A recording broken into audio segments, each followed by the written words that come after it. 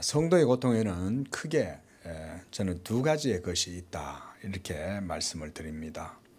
대부분의 경우는 자신의 죄로 말미암아 스스로 자초하는 그런 고통입니다. 자신의 욕심, 또 교만, 또 불법, 불의 이러한 것 등에 의해서 생겨나게 된 고통은 바로 자기 자신의 죄의 결과이죠. 두 번째는 그런 것들이 없음에도 불구하고 하나님께로부터 주어지는 시험과 고난입니다. 우리가 성경에서 대표적으로 욥을 볼 수가 있죠. 하나님을 잘 섬겼잖아요. 그런데 하나님께서 이 욥에게 시험을 허락하셔가지고 그가 큰 고통 가운데에 크고 긴 어둠의 터널을 지나게 되죠. 근데 그 끝은 어떻게 되었습니까? 그 끝은 결국 이 욥이 이전에도 믿음이 좋았지만 고난의 풀무를 헤치고 나오니까 더 큰 믿음의 사람이 되었다. 바로 하나님께서 이런 특별한 섭리를 통해서 하나님의 택하신 백성들을 더욱 믿음이 견고하게 하고 그래서 더욱 부요하게 하시고자 하시는 이유에서 그렇게 하시는 경우입니다. 그래서 이 고난의 긴 터널을 지나면서 성도는 하나님을 더욱 멀리하게 되거나 하나님과의 관계가 소원해지는 게 아니라 이전에 그가 경험해 보지 못했던 하나님과의 더 큰 영적인 관계 그리고 믿음의 더 깊은 단계를 하나님이 누리게 하시는 거예요. 그래서 고난의 풀무 속에서 하나님을 더욱 크게 의지할 수 있는 그런 믿음의 큰 용장이 되게 하시는 게 바로 하나님의 그 고난의 섭리라고 할 수가 있습니다. 그래서 저는 가끔 조심스럽지만 진담 반, 농담 반처럼 이렇게 말씀을 드려요. 우리 성도들의 삶에 재난과 환난 그리고 고통과 어두움이 찾아오기 전에 미리 그 모든 고통의 근원과 시험의 고리들을 스스로 빨리 제거해 버려라. 괜히 갖고 있으면 그거 돈도 안 되고 집만 되고 나중에 그게 계속 내 자신의 어떤 한 부분을 긁거나 찌르거나 해가지고 결국은 그것 때문에 상처가 나고 거기에 고름이 생기고 염증이 일어나서 나중에 부종이 심해지면 썩기도 할 수 있잖아요. 그러는 거죠. 하나님이 그런 걸 없애시는 거죠. 이런 경우는 이제 자기 죄로 말미암는 거죠. 그럼에도 불구하고 하나님의 택하신 백성들은 하나님이 반드시 그 모든 것들을 고난의 풀무, 연단의 풀무 가운데 넣으셔도 하나님이 다 그 작은 것 하나조차 다 아세요. 그래서 하나님께서 모든 고난 가운데에서 하나님이 감당치 못할 시험을 주시지 않는다 이렇게 말씀하잖아요. 그건 하나님이 자기 백성들을 철저하게 지키신다 이런 의미거든요. 그래서 자기 백성들의 연약함을 빼내고 제거하고 이렇게 깨끗하게 하시기 위해서 하나님은 성도들의 모든 삶을 다 아시는 거죠. 자, 그래서 성도에게 일어나는 이 모든 일들이 성도 자신의 죄, 또 그의 연약함, 그의 모난 이런 모습들로 인해서 생겨나는 것은 모두가 아니라 해도 하나님께서는 때로 우리의 연약한 믿음을 일으켜 세우고 그래서 우리의 믿음을 하나님 앞에 더욱더 정결하고 온전하게 만들기 위해서 온전한 성화의 상태로 나아가게 하려고 이런 어려움과 고통을 사용하기도 하십니다. 지금 아수르인들로 인해서 하나님께서는 그들의 모든 죄를 드러내고 심판하고 계시고 그래서 이스라엘이 그것을 이제서야 자각할 수 있도록 하신 거예요. 하나님을 의지하라니까 하나님은 의지하지도 않고 애굽을 의지하고 하나님을 찾으라니까 하나님을 찾지 않고 도리어 아수르를 찾는 거죠. 그래서 인생들을 의지할 때에 하나님께서 어떻게 하셨어요? 이스라엘 백성들이 바로 그들이 자기들을 친자 곧 애굽이나 이런 아수르 이런 것들을 의지하지 아니하고 이스라엘의 거룩하신 이 여호와를 진실되게 의지하게 되는 것처럼 하나님이 이렇게 그 백성들을 다스리는 것이죠. 오늘 20절 말씀을 보면 야곱 족속의 피난한 자들이 다시는 자기를 친자 아수르, 예전에는 미국을 좋아했던 거예요. 우리나라도 미국이 우리를 도와주었지만 미국을 의지하면 안 돼요. 그렇다고 중국을 의지하라는 말도 아니에요. 그럼 뭘 의지하라는 거예요? 하나님을 의지하라는 말이지. 우리는 하나님은 안 바라보고 미국 의지하지 마라 이러면 반미주의자다, 친중국주의다 이런 식으로 어법을 그렇게 생각하면 안 된다 이거예요. 예수 믿는 사람들은 하나님 중심으로 생각해야 되는 거지. 그럼 중국 의지하지 마라 그러면 미국 의지하란 말이에요? 그런 건 아니잖아요. 하나님을 의지하면 하나님이 미국을 선하게 사용하시는 거죠. 미국을 너무 의지하면 하나님이 우리 주변에 얼마나 우리를 찌르는 가시가 많아요. 희한하게 우리나라는 하나님이 다 그런 구도로 놔두셨어요. 예? 저 유럽은 제가 거기서 안 살아봐서 잘 모르겠지만 최소한 우리나라는 하나님이 그렇게 하시잖아요. 그렇죠? 저 중국을 막 가까이서 눈치 보고 의지하는 것처럼 그러면 또 저 일본이 옆에서 또 가시가 되고 또 저 러시아도 또 가만히 있다가는 또 나서갖고 은근히 또 우리나라를 또 찌르죠. 참 우리나라가 지정학적으로 보면 성경 속에 있는 이 이스라엘하고 좀 유사한 면이 많아요. 그게 왜 그럴까? 어떨 때 생각해보면 제 개인적으로는 하나님이 이 땅에 그만큼 복음의 은혜를 주셨기 때문에 그런 게 아닌가. 제 개인적으로는 그냥 그렇게 생각을 해봐요. 왜? 복음의 은혜를 주신 것이 누가 주셨다는 거죠? 하나님이 주신 것을 깨닫게 하시려고 그렇게 하시는 거죠. 안 그러면 우리는 다 우리가 신앙생활 잘하고 우리가 새벽종이 울렸네. 아침에 일어나서 열심히 이 조국 근대화를 위해서 힘썼고 그래서 우리가 파독했고 파병했고 그렇게 해가지고 우리나라가 우리 힘으로 세웠고 이렇게 생각하잖아요. 그렇게 생각하면 안 된다고 하나님이 보여주시는 거죠. 저 북한도 하나님이 남겨놓으신 거 아니에요. 마치 이스라엘을 이렇게 비유하면 안 되겠지만 비슷하잖아요. 형태가. 북이스라엘하고 남한국 유다하고 나눠두시 하나님이 딱 갈라놓고는 저 북이스라엘이 남유다를 얼마나 공격했습니까? 무시하고 여로보암이. 우리나라도 비슷하잖아요. 우리가 그래서 이런 지금 성경에서 오늘 말씀하고 있는 이런 교훈들이 우리에게 저는 그렇게 멀지 않다고 봐요. 비슷해요. 우리는요 고통이 없으면 하나님을 찾지 않습니다. 우리나라가 가장 신앙이 뜨겁고 교회가 부흥했을 때가 언제인지 아세요? 가난하고 굶주리고 외국인들 큰 다른 나라들한테 일본인들한테 무시당하고 조센징이라고 무시당하고 나라 이런 서름 가운데 있고 이럴 때 교회가 이 한국 교회가 뿌리를 내린 거예요. 우리가 그래서 잔디밭을 밟아주잖아요. 봄에 보리밭에 밟아주잖아요. 왜 밟아줍니까? 뿌리를 튼튼하게 내리도록. 밟으면 밟을수록 뿌리가 튼튼하게 내려서 나중에 여름이 되면 열매를 아주 견실하게 맺죠. 그래서 보리밟기를 하죠. 우리도. 우리나라도 마찬가지인 거죠. 그런 고통의 과정이 한국 교회가 자라는 과정 속에 있었기 때문에 오늘날 이렇게 한국 교회가 감소하고 쇠락해가는 상황이라도 하나님이 자기 교회를 버틸 수 있도록 해놓으신 거예요. 그렇게 알아야지 우리가 믿음이 있어서 이렇게 패역하고 불순종하고 온갖 소돔과 고모라를 방불하는 이런 시대 가운데에 그래도 우리가 신앙을 지키고 있지 않냐, 이렇게 우리를 주어와 동사로 세우면 안 된다 이거죠. 하나님이 교회를, 한국 교회를 세우시고 지금까지 지켜왔다, 이렇게 우리가 성경적으로 역사를 이해해야지. 박정희가 없으면 이 나라가 안 됐다, 박정희도 아수르라고 생각하면 돼요.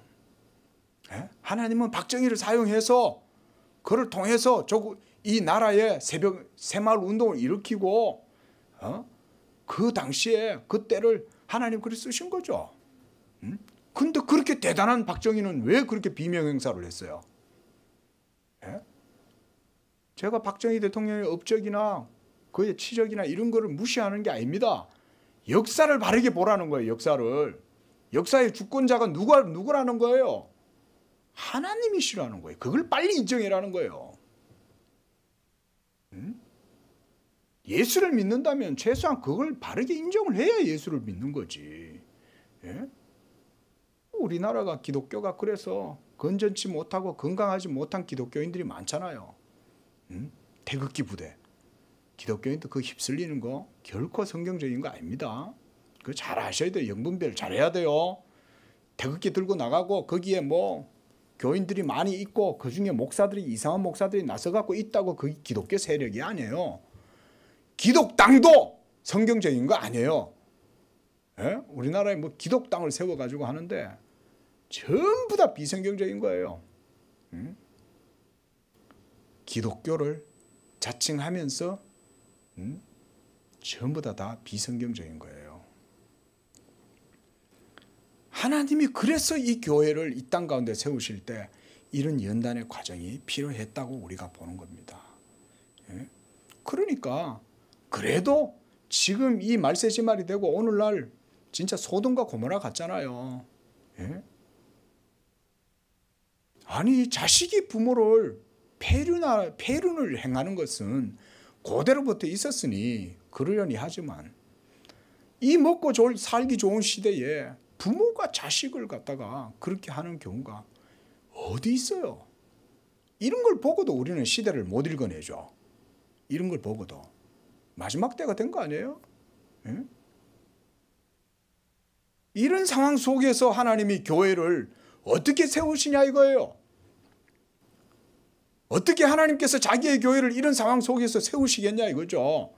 하나님은 벌써 60년, 70년, 80년 전부터 하나님이 자기 교회를 이 땅 가운데 세우기 위하여 혹독한 연단의 과정을 준 거죠. 일제치하에서 신사참배에 그런 도가니가 막 불같이 시험이 찾아오고 그리고 이제는 또 공산주의에 의해 가지고 이 땅이 막 완전히 멸망받을 때까지 놔뒀다가 하나님이 숨통을 틔워주신 거 아니에요. 미국이 해주어서 고맙지만 그 미국을 다스리는 하나님이 했다고 생각해야 되는 거지. 물론 미국 고마워요. 지금도 미국은 하나님께서 미국을 통해서 저는 이 한반도에 여전히 하나님께서 은혜를 주신다고 봅니다. 그러나 일본은 아니잖아요. 솔직히 말하면 그런 거 아니에요?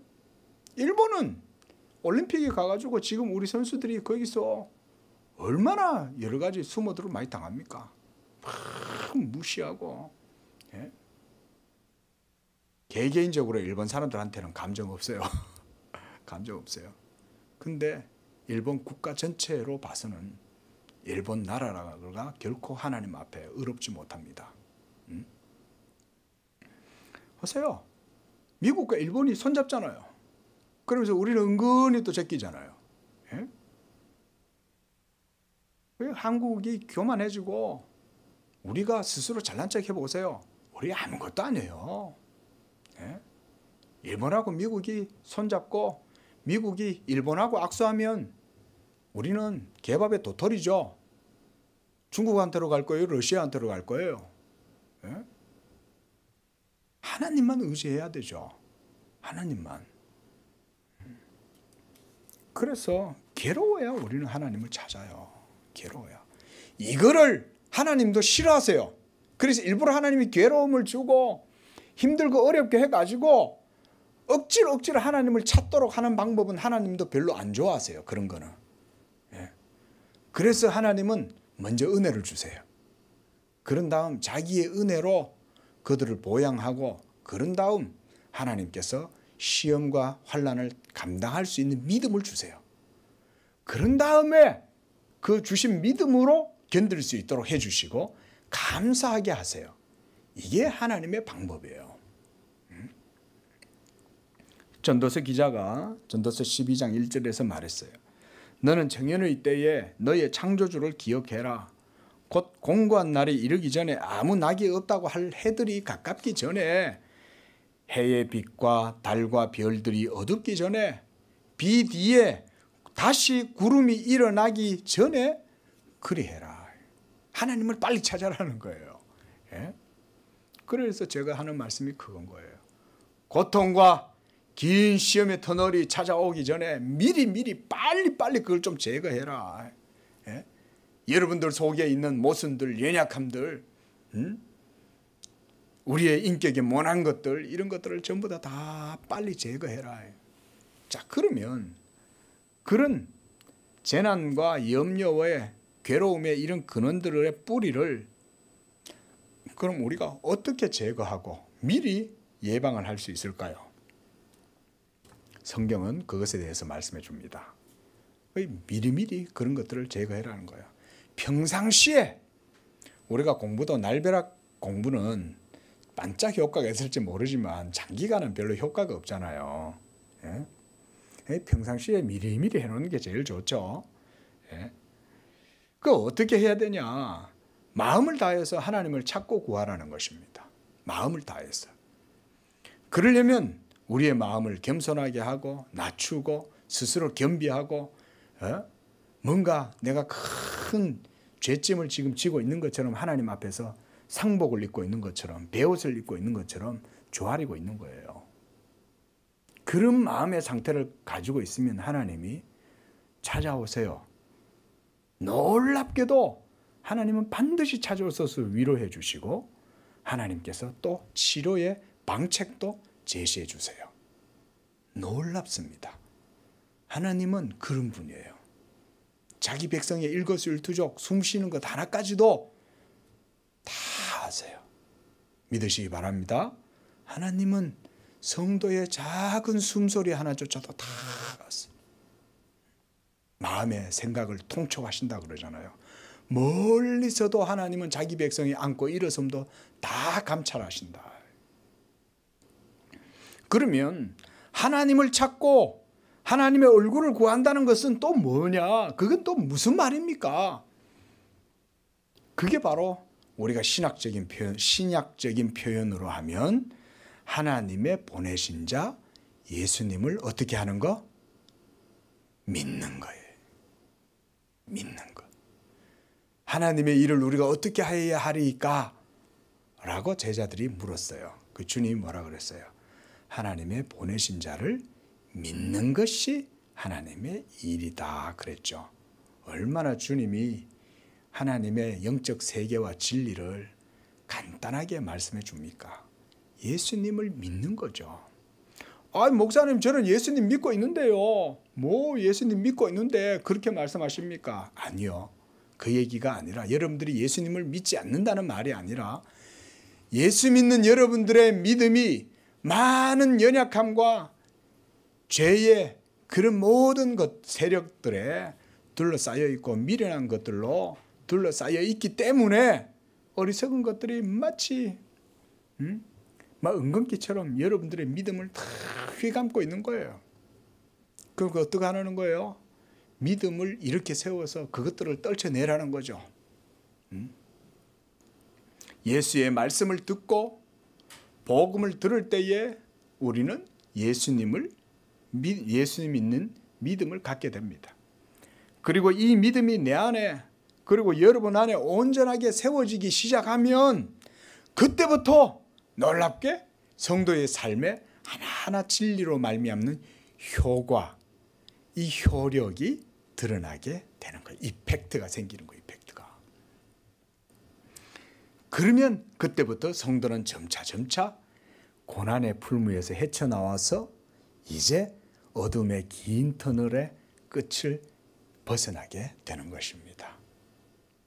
이것이 이스라엘 백성들을 훈련시키시는 하나님의 훈육 방식이에요. 율법 앞에서 자기의 의를 드러내고 자랑하려고 하는 인간의 본성은 하나님의 공의에 대해서 항상 목이 뻣뻣하고 그 마음은 강팍한 상태예요. 여러분 이거 잘 모르시죠? 이거 우리 잘 모릅니다. 우리가 내 자신이 이렇다는 거 우리 잘 몰라요. 예?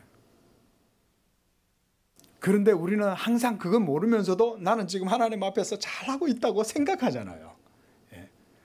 내 자신이 얼마나 하나님 앞에서 완고하고 목은 뻣뻣하고 강팍한 상태인지 모르면서 우리는 하나님 앞에 자기가 의롭고 자기가 하나님 앞에 지금 잘하고 있다고 생각을 한단 말이에요. 그래 하나님이 뭘 봐요? 사람의 행위를 보는 게 아니라 그 마음의 중심을 감찰하시잖아요.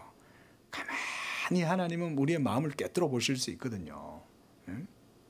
아무리 다른 사람들이 봤을 때는 야 믿음 좋네.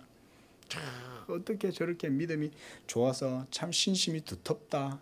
이렇게 얘기할지 모르지만 하나님은 사람의 마음을 깊이 감찰하세요.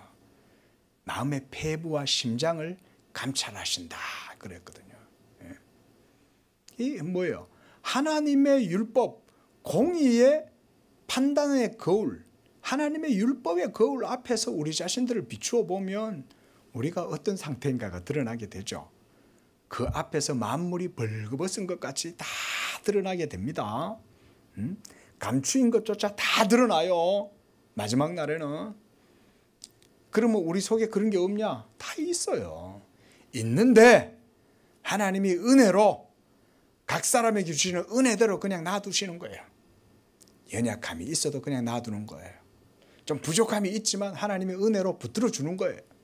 때때로 그런 연약함과 모난 것 때문에 시험을 당할 수도 있고 고통을 당할 수도 있고 그것 때문에 뭔가가 문제가 생겨나서 내 자신이 큰 어려움에 처할 수가 있지만 하나님이 그때마다 은혜로 도와주시는 거예요. 그러면서도 때때로 하나님은 그 어려움을 그대로 내버려 두시지 않고 어떻게 합니까? 이끌어내시는 거예요. 거기서 벗어나게 하는 거예요. 교회가 그런 역할 가운데 하나를 해요. 왜냐하면 이 교회는 어떤 데입니까? 하나님의 영적인 훈련 학교죠.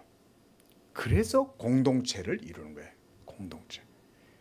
성도들이 다 여기 모여가지고 뭐합니까? 여기서 교회에 오는 모든 성도들은 어떤 사람들이에요? 의로운 사람들입니까? 교회에 오는 성도들은 다 부족하고 연약한 사람들인 거예요. 절름발이, 안전뱅이, 예? 눈먼 소경, 문둥병자, 창기, 세리, 예? 온갖 모두 각색 병 걸린 자, 귀신 들린 자, 인격적으로 모자라고 부족하고 갖다 놓으면 싸움밖에 할 줄 모르고 서로 놔두면 막 서로 4분 5열 나누어질 수밖에 없고 이런 자들이 교회에 오는 거예요. 교회. 예? 그 이런 영혼들이 주님 앞에 나오면 주님은 어떻게 하실까요?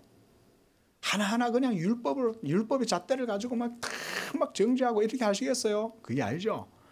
벌써 교회에 나오면 주님의 복음의 품 안으로 오는 거 아닙니까? 그러면 하나님께서 이곳에서 서로의 연약함을 서로 짊어지게 해서 짐을 지게 하는 거예요. 그래서 사도 바울이 그러잖아요. 너희가 서로 짐을 져라. 뭔 짐을 져라는 겁니까? 상대방의 연약함을 봤을 때 그걸 자기 짐으로 여기라는 거예요. 그거 비난하고 정죄하고 그렇게 하지 말고 하나님의 은혜를 힘입어서 대퇴근은 하나님의 은혜로 탁 굳게 하고, 예? 그리고 그 은혜의 심장을 가지고 연약함을 서로 짊어져라. 그러면서 뭘 배우는 거예요? 그 연약함을 통해서 서로 부족함을 깨닫고 하나님 의지하고 자기 십자가를 지고 가는 법을 배워라. 이게 바로 하나님의 훈련 학교인 교회입니다. 교회는 그래서요, 의인들이 오는 곳이 아니에요. 이 교회 올 때는 무조건 나는 죄인이요, 오직 그리스도 예수의 은혜 외에는 아무것도 내게 필요치 않다. 이걸 고백하는 사람이 주님의 교회에 와서 은혜를 받을 수가 있는 거예요. 저는 우리 양재교회 이제 개척을 하는 마당에서 오시는 분들이 있으면요, 다 그런 마음으로 와야 된다고 말씀드릴 거예요. 요즘 가난한 성도들 많잖아요. 메뚜기 성도라고도 하고 여기 갔다 저기 갔다 이러잖아요. 물론 참 영적으로 먹을 게 없고 갈급해서 찾아다니고 홍수의 시대에 먹을 물이 없어서 막 그런다는 것, 그 이해를 해요. 하지만 주님의 교회에 올 때는 어떤 마음으로 와야 됩니까? 하나님을 생각해야 되니까 죄인된 심령으로 가장 연약하고 겸손한 마음으로 나와야 되는데, 내가 사회에서는 이렇고 내가 내가 가면 어떻고 저떻고 내가 어떻고 이런 생각하면 그런 사람이 교회에 오잖아요. 그러면 교회에 100% 문제를 일으켜요. 100%. 처음에는 딱 들어와 가지고 이제 온 지 얼마 안 됐으니까 내가 조용히 한번 살펴봐야지, 한번 간도 보고 한번 어떻게 교회가 돌아가나 싹 판단하는 눈을 은밀하게 감추고 들어오죠. 그래가지고는 싹 보다가 시간이 어느 정도 지나면 이제 나도 이제 뭐 어느 정도 요 교회에 뭐 했는 목도 있고 내가 이제는 뭐 좀 주장할 게 있지, 별거 해놓지도 안 하고 별거 한 것도 없으면서, 예? 그때부터는 자기를 내세우기 시작하죠. 그러면 또 그 교회 정착 못하는 거예요. 그러면 또 딴 데 또 가고 딴 데 또 가고 평생 그러고 한번 다녀보세요. 믿음 자라나. 복도 안 돼요. 복도 못 받아요. 이게 바로 인간의 본성이다. 이게 바로 우리의 죄악된 본성이에요. 이것을 깨트리는 것은 그래서 인간 자신 스스로 결코 할 수 없습니다. 하나님이 간섭해 주셔야 돼요. 하나님이 역사하셔야 되고 하나님의 섭리와 뜻 가운데에서 하나님이 그를 터치해야, 그제서야 하나님의 은혜로운 방식이 이루어지기 시작해요. 믿으시기 바랍니다. 하나님이 하셔야 돼요. 하나님이. 그래서 우리가 그런 것을 겸허하게 받아들일 정도로 하나님 앞에 늘 기도하고 늘 준비하고 있어야 되는 거예요. 언제 나에게도 그런 고난과 연단의 풀무가 찾아올지 모르는 거예요. 이스라엘 백성들이 어땠습니까? 하나님의 율법이 그들에게 있고 하나님이 그들 가운데에 그렇게 크게 역사하셔도 이스라엘 백성들이 하나님을 떠나고 배반하고 배역하고 불순종하고 온갖 악을 행하여 결국은 하나님의 진노를 당한 거 아닙니까? 22절 보십시오. 이스라엘이여 네 백성이 바다의 모래 같을지라도 남은 자만 돌아오리니 넘치는 공의로 파멸이 작정되었습니다. 이건 이사야 선지자의 특별한 표현이에요. 이사야 선지자는 아주 예리하고 그 통찰력이 아주 뛰어나고 아주 그 표현들이 대단합니다. 아주 탁월합니다. 이거 뭐냐? 보십시오. 여기서 골자가 뭡니까? 넘치는 공의로 파멸이 작정되었어요. 누구를 향해서? 이스라엘을 향해서. 아니, 이스라엘은 하나님의 언약 백성이잖아요. 그렇죠? 그렇기 때문에 남은 자만 돌아온다고 말씀하는 거예요. 남은 자가 돌아올 것이다. 이 말 기억나세요? 이건 누구 이사야의 아들 이름 뭐죠? 스알야숲이죠. 예. 스알야숲이라는 이름의 뜻이 바로 남은 자만 돌아오리라는 거예요. 하나님께서 이 표징을 보여주기 위해서 이사야의 아들을 사용하셔서 이 표징을 보여주시는 거죠. 그래서 이 이름과 뜻에 관련된 사건이 바로 아수르의 침략 사건이죠. 그렇죠? 아수르, 이 사네립이 와가지고 막 이스라엘을 공격할 때, 자, 그러면 그들이 의지했던 이 아수르가 도리어 그들을 치는 자로 돌변하게 되는 것을 보면 정신이 번쩍 들겠죠. 예. 우리 그리스도인들요, 잘 아셔야 됩니다. 예수 믿는 사람들은 세상 사람들처럼 행동하면 큰일 납니다. 때때로 세상 사람들이 하는 행동이 멋있어 보일 때 있잖아요. 예? 이야, 예수 믿는 사람들도 와 멋있네. 예수 믿는 사람들이 그걸 그대로 카피해서 행동하면 큰일 납니다. 그게 영적으로 예수 믿는 사람들한테는 안 통해요. 한번 흉내 한번 내보세요. 큰일 납니다. 예수 믿는 사람들은 하나님의 방법대로 하나님의 뜻대로 영적으로 믿음으로 해야지, 이 세상 사람들이 육적인 방법으로 인간적인 방법으로 하는 게 멋있어 보여서 그런 거 흉내 냈다가는 큰일 나는 거예요. 안 통해요. 예수 믿는 사람들한테는. 왜? 그들은 하나님께 속한 자들이기 때문에 그런 거예요. 안 되는 거예요. 저도 한번 옛날에 한번 뭐 별건 아니지만 그런 흉내 냈다가 한번 큰 곤욕을 치를 적이 있어요. 그건 TV에서나 나오는 거지. 내 삶에서는 실제로 일어날 수 없는 일인 거예요. 그렇게 되면 그때서야 진정한 능력자가 자기들이 의지해야 될 것은 아수르가 아니라 하나님이라는 것을 그때서야 깨닫는 거예요. 미국한테 안이 꼬워가지고 중국 손잡아 보세요. 그러면 여우를 피하려다가 뱀을 피하려다가 호랑이를 만나고 그러는 거예요. 큰일 나는 거예요. 저는 우리나라는요, 아무것도 의지할 수 없는 말 그대로 백의 민족이고, 그래서 아무것도 없다 이 말이에요. 백의 민족이라는 얘기는. 하나님만 의지해야 돼, 우리나라는요. 안 그러면 주변의 열강들이 그냥 안 놔두는 거예요. 이 한반도가 지정학적으로 군사적으로 요충지 아닙니까? 얼마나 희한한데, 이 한반도가. 일본은 벌써 오랜 세월 이 한반도 침략해가지고 그러고 있죠. 저 중국은 자기들의 대신으로 생각하잖아요. 속국으로 생각하잖아요. 지금도 그렇게 생각하잖아요. 지금도 교만해가지고.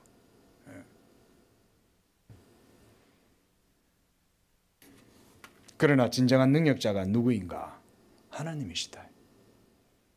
원자 폭탄이 빵 터져가지고 히로시마하고 나카시마하고 나가사키하고 터져가지고는 일본이 멸망하게 될 줄 알았겠어요? 이 한반도에 있는 사람들이. 원자폭탄이 터지면서 생긴 그 섬광 빛이 이 한반도에 있는 사람들도 봤다고 그래요. 너무 대단하니까 번쩍하는 빛이.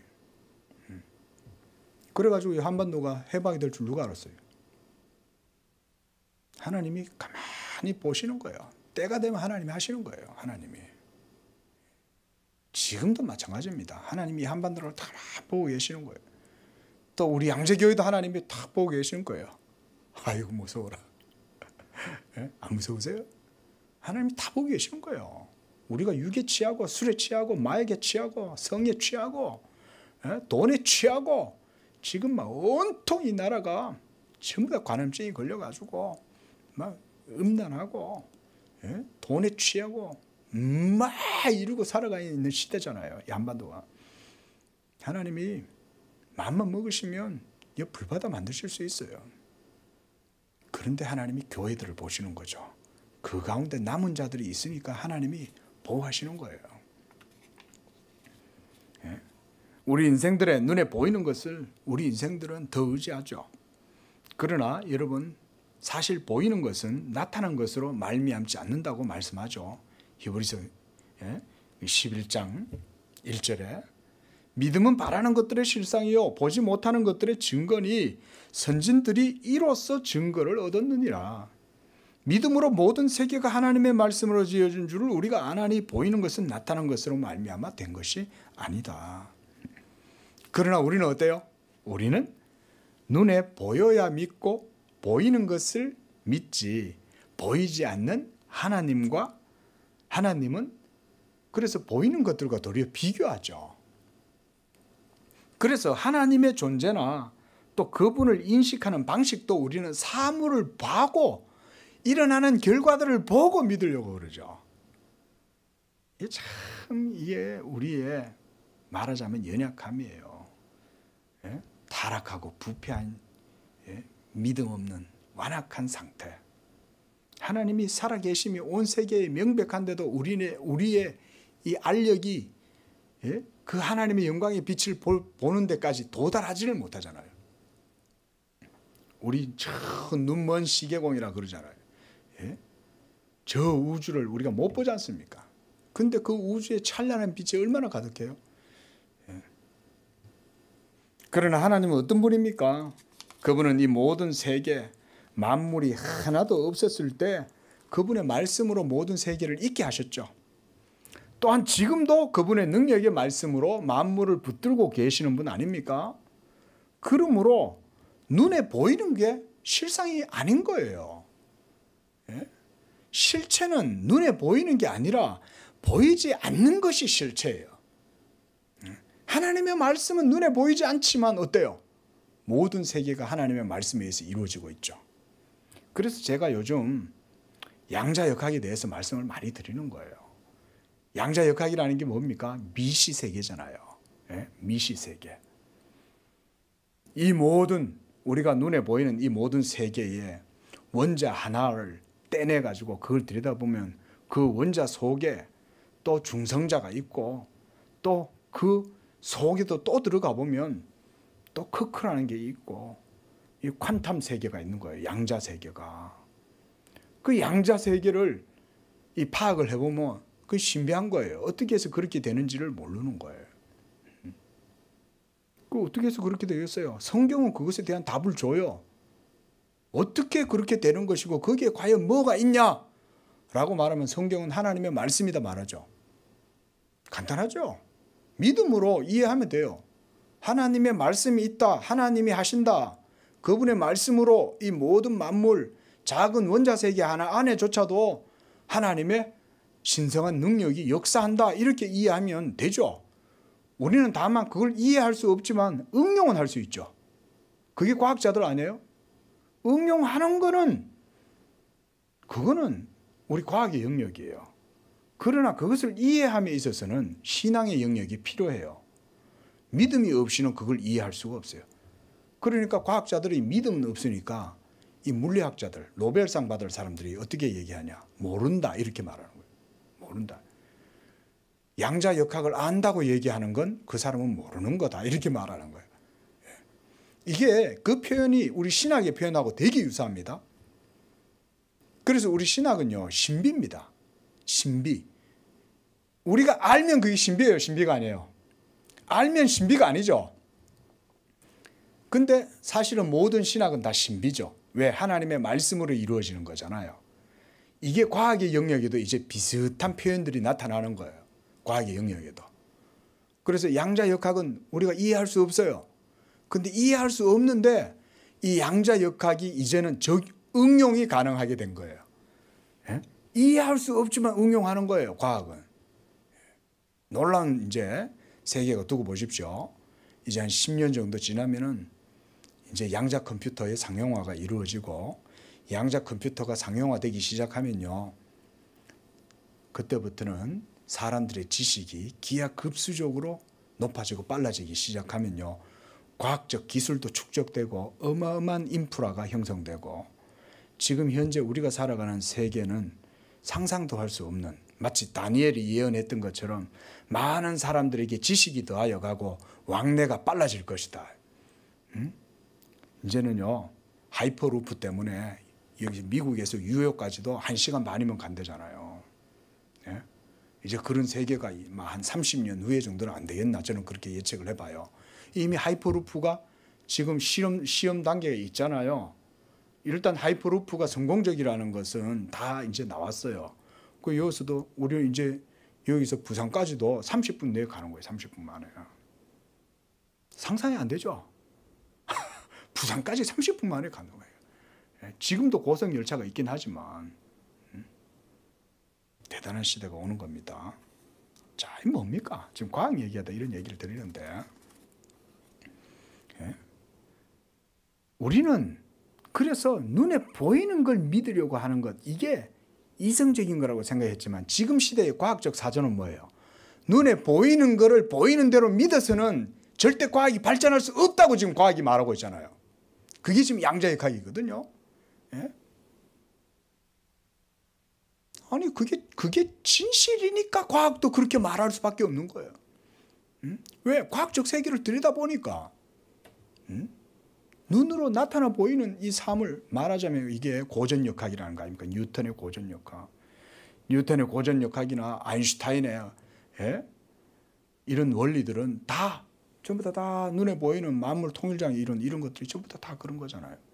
근데 눈에 보이는 게 다가 아니라는 거죠. 이 세계는. 보이지 않는 세계가 있다는 걸 과학도 지금 인정하는 시대가 됐는데 그래서 하나님께 대한 믿음으로 세상을 이해하는 게 이게 참지식이고 이게 실상이에요. 왜냐하면 하나님은 영적인 일들은 보이는 것으로 말미암지 않고 나타난 것으로 말미암아 된 것이 아니라 보이지 않는 진정한 능력과 지혜의 말씀으로 된 것이기 때문이다. 이렇게 히브리서 말씀을 하는 겁니다. 자, 22절 보십시오. 이스라엘이여 네 백성이 바다의 모래 같을지라도 남은 자만 돌아오리니 넘치는 공의로 파멸이 작정되었음이니라. 그러므로 하나님께서 이것을 증명해 보이시기 위해서 바로 패역하고 범죄하여 하나님을 떠난 이스라엘 백성들이 바다의 모래와 같이 많다 해도 그들 모두가 다 파도에 휩쓸려 떠내려 보내버리시고 오직 그들 가운데 마치 채로 건져가지고 몇몇만 건져내듯이 남은 자들만 돌아오게 될 것이다. 이거 22절 이 말씀드렸듯이 이사야 선지자의 아주 탁월한 통찰의 표현입니다. 이런 게 이사야 선지자의 뛰어난 점이에요. 보세요. 우리가 마치 시골에서 시골 아낙네가 이렇게 앉아서 이제 콩을 까부르잖아요. 그러게 키를 들고 막 하면 그러면 이 찌꺼기들 껍질 이런 것들 헛된 것들 다 제거해내고 오직 하나님이 기뻐하시는 바 의의 열매, 하나님이 만족할 만한 상태에 있는 그런 남은 자들이 돌아오게 할 것이다. 그 말씀인 거예요. 한번 잘 보세요. 이 말씀이 되게 어려워요. 오직 남은 자만 돌아오리라. 그 말씀이 바로 그런 말이에요. 하나님께서 만족할 만큼, 공의에 충족할 만큼의 상태에서 남은 자들이 돌아오게 된다. 이 말이에요. 그래서 우리 기독교는 구원도 만인 구원이 아니죠. 모든 사람이 다 구원받는 거 아닙니다. 하나님께서 자기의 영광을 위해서 자기의 공의에 만족이 될 만큼의 숫자를 영원 전부터 정하신 거예요. 그게 14만 4천인 거예요. 그리고 그들만이 돌아오게 되리라. 그렇게 해서 그들을 통해서 어떻게 보면 정형화된 숫자잖아요. 예? 이 하나님의 택하신 백성들의 수가 하나님에 의해서 딱 정해져 있는 거예요. 그게 14만 4천 명이라는 얘기는 그거는 상징수죠.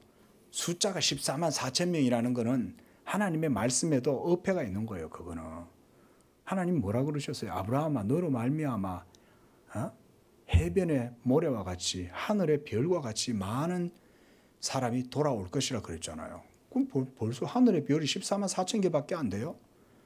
예? 그런 얘기가 아니라는 거죠.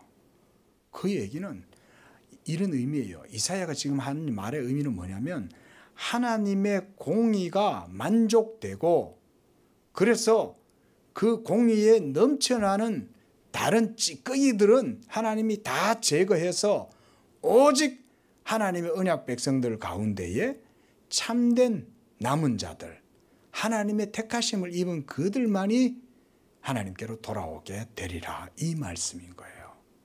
그래서 이 말씀이 아주 대단한 복음에 대한 깊은 통찰이 있는 말씀이라는 거예요. 이게.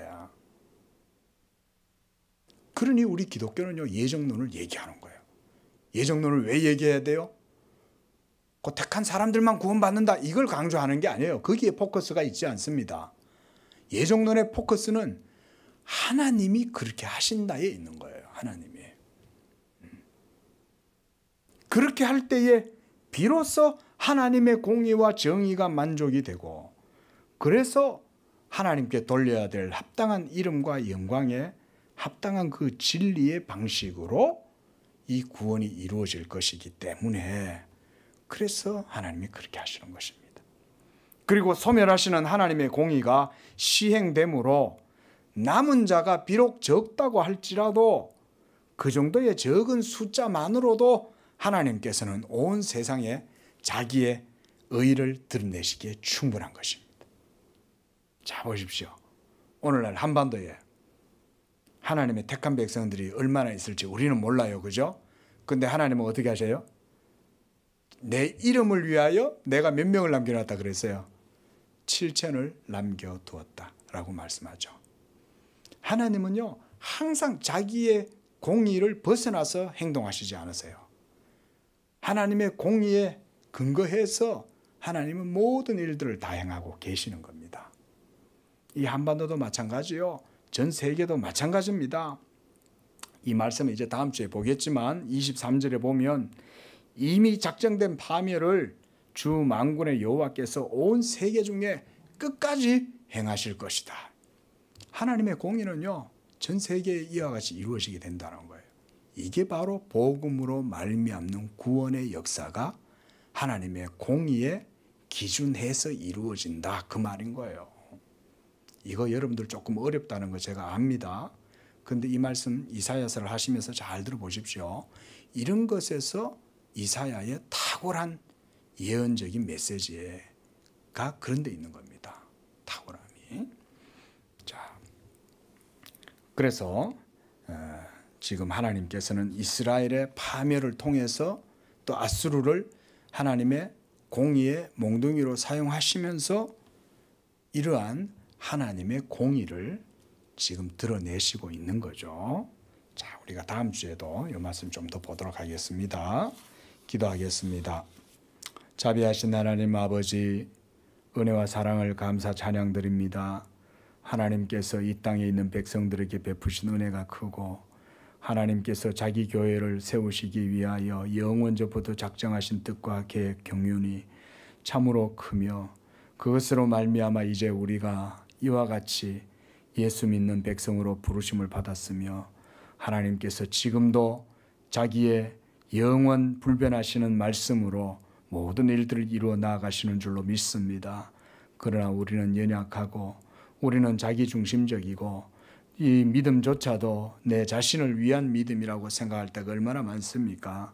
그러나 우리가 이러한 이사야 말씀을 접하면서 모든 것이 하나님 중심이요 하나님 주권이요 하나님께서 모든 일들을 지금도 자기의 기쁘신 뜻대로 행하신다는 것을 믿게 하시고 그런 믿음의 고백으로 하나님께 온전한 영광을 돌리는 그런 참된 복음의 신앙, 그런 남은 자들의 믿음이 될 수 있도록 인도해 주시옵소서.